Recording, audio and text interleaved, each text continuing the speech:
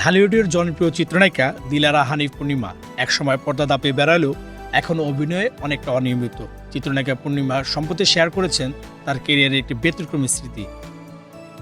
তিনি জানান, প্রায় 23 বছর আগে বর্তমান প্রধানমন্ত্রী তারেক রহমানের কাছ থেকে একটি প্রশংসাপত্র পেয়েছিলেন তিনি।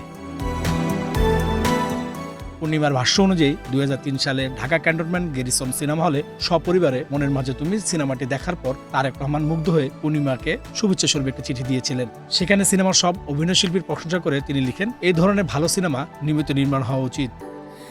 স্যান্ডেলিনা সো, রূপচর্চায় আভিজাত্য। এবং এই ধারাবাহিকতা বজায় রাখার আহ্বান জানান।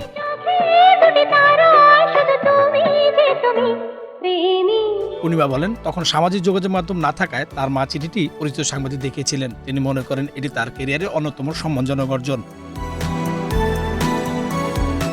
এদিকে তিনি আরও জানান, পরবর্তীতে রায়ান রাফির পরিচালিত দহন ও প্রেসার কুকার সিনেমার অভিনয়ের প্রস্তাব পেলেও শেষ পর্যন্ত কাজগুলো করা হয়নি। পাশাপাশি নিজের ক্যারিয়ার শুরুর দিকের কিছু অজানা তথ্য তুলে ধরেন এই অভিনেত্রী।